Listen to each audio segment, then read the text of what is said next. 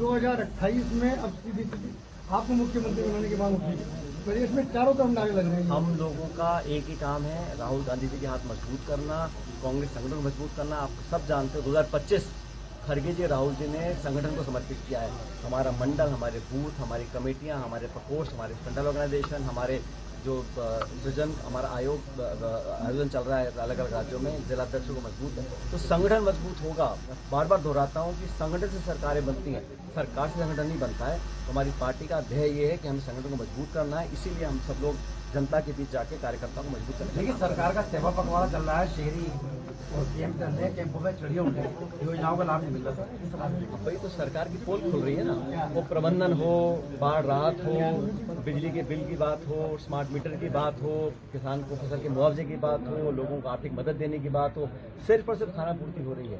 विभाग, डिपार्टमेंट, मंत्री, सरकार जनता के अरमानों पर पानी फेर रहे हैं, खासकर तब जब संकट का समय हो, जब मुसीबत है, बड़ी विपरीत परिस्थितियां हैं, तब भी सरकार सामने आके अपनी जिम्मेदारी नहीं निभा रही है। योजनाएं बंद कर दी, कई योजनाओं का लाभ सरकार देती थी, कांग्रेस के टाइम पे मिली। अपने बजट ये तो पिछले 1.25 साल में हमारे जो काम थे उससे कुछ ना कुछ ईर्ष्या होगी, क्योंकि नाम हमारी सरकार का था, कांग्रेस का नाम था, उसको बदल कर नाम बदल दिए। सरकार स्कीम्स को काट रही है, छटनी कर रही है। उदाहरण दे रहा हूँ मैं आपको, नरेगा की जो योजना थी, आज कितने काम मिल रहे हैं पंचायतों के अंदर। तो सरकार में हिम्मत नहीं है कि वो परियोजना को बंद करें नरेगा की, लेकिन जानबूझ के उसको जटिल बना रहे हैं ताकि लोगों को काम से वंचित रखा जाए। इस सरकार के ना तो नीतियां ठीक है और ना नीयत ठीक है, और जनता उब चुकी है। जैसे मैं हर बार कहता हूँ कि अब सिर्फ 3 साल का समय बचा है, दोबारा कांग्रेस पार्टी की सरकार बनेगी। बड़ा आंदोलन कर रहे हैं, उसको लेकर क्या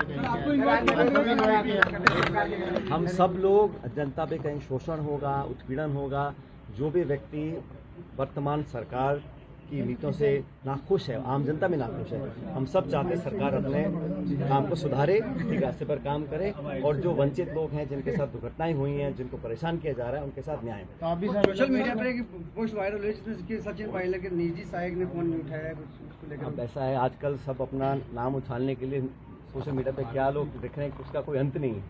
सर, परनामी जी आए थे, उन्होंने कहा कि कांग्रेस पार्टी अलगाववादी चादरा की है, इस पर क्या कहना चाहिए? कौन आए थे?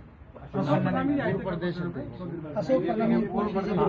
क्या हुआ उनको? उन्होंने कहा कि कांग्रेस पार्टी की विचारधारा अलगाववादी की है और वो झूठ बोलती है कि चाहे वो भले आदमी खुद अलग अलग पड़े हैं, इसलिए इस प्रकार की बातें कर रहे हैं। बहुत बड़ी वोट चोरी की गई थी, उसके प्रमाण पूरे देश के सामने राहुल गांधी जी रखे थे। उसके पश्चात हमने कुछ सवाल पूछे थे निर्वाचन आयोग से। हम सब जानते हैं कि देश के मुख्य निर्वाचन आयोग ने एक प्रेस कॉन्फ्रेंस करी, और बजाय इसके कि राहुल जी ने जो तथ्य उजागर किए थे, जो उन्होंने खुलासा किया था वोट चोरी का, उसकी जांच बिठाने की बजाय उल्टा राहुल जी से मांगा एफिडेविट। और जो हम लोगों ने वाजिब सवाल पूछे थे वोटर लिस्ट के बारे में, सीसीटीवी जो कैमरा फुटेज होती है उसको डिलीट करने के बारे में, और वोटर के नाम काटने जोड़ने के बारे में, तथ्य, प्रमाण और सबूत के साथ जो हम लोगों ने मांग रखी थी, उस पर आज तक कोई संतोषजनक जवाब नहीं आया।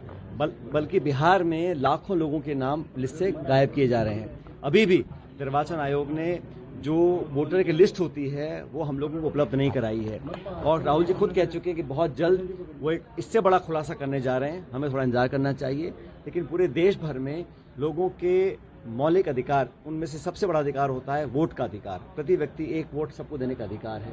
उस अधिकार से अगर लोगों को वंचित रखा जाएगा तो हमारा लोकतंत्र लगातार कमजोर होता रहेगा। देश में आसपास के जो पड़ोसी मुल्क हैं, वहाँ जो हालात पैदा हो रहे हैं वो भी चिंता का विषय है, लेकिन भारतवर्ष में हमारी जड़ें बहुत मजबूत है लोकतंत्र की। लेकिन कांग्रेस पार्टी ने निर्णय लिया है कि समूचे भारतवर्ष में जो अभी वोट अधिकार रैली निकाली है बिहार में, उसके बाद हमारे तमाम राज्यों के अंदर हम अभियान चला रहे हैं। उसके तहत 15 सितंबर आज से हस्ताक्षर अभियान चला रहे हैं। हम लोगों के हस्ताक्षर ले रहे हैं और आम जनता का हस्ताक्षर निर्वाचन आयोग तक पहुंचाएंगे, और करोड़ों की संख्या में वो हस्ताक्षर जब पहुंचेंगे इलेक्शन कमीशन के पास, उन पर दबाव पड़ेगा, और उम्मीद करते हैं कि उनकी अंतरात्मा जागेगी। और जो हम मांग कर रहे हैं, हमारी मांग बड़ी स्पष्ट है, हम आरोप ही नहीं लगा रहे हैं। अगर गड़बड़ी पाई गई है, चोरी पकड़ी गई है, तो उसका सुधार करने के लिए निर्वाचन आयोग क्या कर रहा है, और इस बजाय इसके कि बीजेपी के प्रवक्ता जवाब दें, बेहतर ये होगा कि निर्वाचन आयोग खुद एक जांच स्थापित करे और तथ्यों की जानकारी ले। हम लोगों ने हस्ताक्षर अभियान पूरे देश में चलाया है, आज हम लोग राजस्थान में टोंक में खुद यहाँ पर इसको चालू करूँगा, लोगों के बीच जाएंगे हम लोग। और इससे पहले हम लोगों ने पदयात्राएं करी हैं, प्रोग्राम किए हैं। कल छत्तीसगढ़ का मैं प्रभारी हूँ, वहाँ पर हम अभियान को चालू कर रहे हैं। तो लगातार जनता का दबाव बनाने के लिए कांग्रेस के तमाम नेता कार्यकर्ता अलग अलग स्तर पर अपना काम कर रहे हैं, ताकि जनता को जागरूक रख सकें। जिन लोगों के वोट कटेंगे, जिनकी वोट चोरी होगी, वो सबसे गरीब, सबसे पिछड़े, सबसे दलित और आदिवासी वर्ग के लोग होंगे। इसलिए हमारा एक नैतिक जिम्मेदारी बनती है कि लोगों के वोट को बचाकर रखें। मैं उम्मीद करता हूँ कि हम लोग जिस ईमानदारी से काम करना चाहते हैं, निर्वाचन आयोग भी निष्पक्ष होकर पारदर्शी तरीके से चुनाव को एक्टिविटीज़ को मॉनिटर करेगा। और जो प्रणाली है हमारी इलेक्शंस की, उसमें जनता का भरोसा बना रहे, उसके लिए बहुत ज़रूरी है कि प्रत्येक नागरिक का जो एक एक वोट है वो कीमती है, वो पढ़ सके। मुझे खेद है इस बात का कि आज तक भी कोई संतोषजनक जवाब इलेक्शन कमीशन ने दिया नहीं है। जो मुख्य निर्वाचन आयोग के अध्यक्ष हैं, सीसी जो हैं, उन्होंने प्रेस कॉन्फ्रेंस करी। हमने कहा भाई आप 45 दिन में सीसीटीवी की फुटेज क्यों खराब डिलीट करना चाहते हैं, क्योंकि कोर्ट में जाएंगे, प्रमाण क्या होगा हमारे पास? कोई जवाब नहीं आया। आज हम लोग पूरे प्रदेश भर में इस कार्यक्रम चालू कर रहे हैं। इसके अलावा भी हमारा जन जागरण का अभियान, पब्लिक आउटरीच प्रोग्राम, हस्ताक्षर अभियान और अलग अलग मूवमेंट्स कर लोगों को इससे जोड़ रहे हैं। और मैं आपको विश्वास के साथ कह सकता हूँ, पूरे देश में आज ये लोग समझ गए हैं कि कहीं ना कहीं गड़बड़ी है। उसको सुधारने के लिए तुरंत प्रभाव से निर्वाचन आयोग को काम करना चाहिए। वो दबाव बनाने के लिए पूरे देश में कांग्रेस का प्रत्येक कार्यकर्ता पूरी एडी जोड़ी का जोर लगा रहा है। झालावाड़ में अभी देने का मामला सामने आया है, क्या कहेंगे उसको? कि मुझे लगता है कि जो मापदंड हैं स्थापित हैं। पहली बात तो दुर्घटनाएं नहीं होनी चाहिए। जो हुआ उसकी भी जांच अभी पूरी हुई नहीं है। कौन दोषी है? कोई तो दोषी होगा। अगर निर्दोष लोगों की जान जा रही है, बच्चों की, निर्दोष मासूम बच्चों की जान जा रही है, कोई जिम्मेदार तो होगा। कोई कर्मचारी, कोई अधिकारी, कोई मंत्रालय, कोई ठेकेदार, कोई जवाबदेही लेगा इसकी? वो हो नहीं रहा है।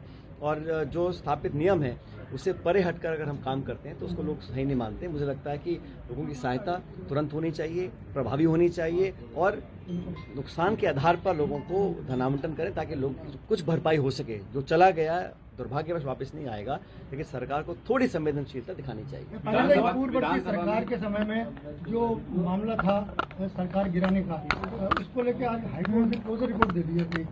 और किसने क्लोजर रिपोर्ट? मैंने कोई रिपोर्ट देखी नहीं है, लेकिन जो भी कोर्ट्स का निर्णय आता है उसको हम सबको स्वीकार करना चाहिए। और मुझे लगता है कि न्यायपालिका में सभी का भरोसा है।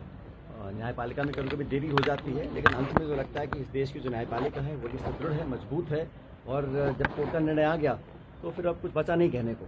विधानसभा में पूरा मामला फेक था कहीं ना कहीं, जिस तरह का प्लॉट किया गया पूरा मामला पहले वाली सरकार ने। अब आप कह रहे हो और कोर्ट कह रहा है, तो हम उससे आप क्या कहना चाह रहे हो? विधानसभा में एक्स्ट्रा कैमरे लगाए गए हैं, उसको लेकर हाँ, ये जो मामला उठा है विधानसभा के अंदर, ये मामला जो उठा है विधानसभा के अंदर बड़ा दुर्भाग्यपूर्ण है। और ये जो कैमरों के माध्यम से अगर कोई जासूसी करने की कोशिश कर रहा है तो वो नियम, मर्यादा, परंपराओं के सख्त विरुद्ध में। ऐसा होना नहीं चाहिए।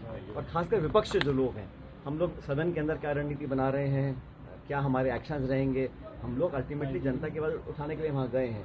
तो ये जो निगरानी करने का जो एक मामला सामने आया है बड़ा दुर्भाग्यपूर्ण है। इसकी बहुत उच्च लेवल पर जांच होनी चाहिए और अगर कोई दोषी है उस पर उचित कार्रवाई महिलाओं को देखने के लिए लगाए गए कैमरे। जैसे मैंने कहा ना, जासूसी का जो प्रकरण सामने आया है बड़ा गंभीर है।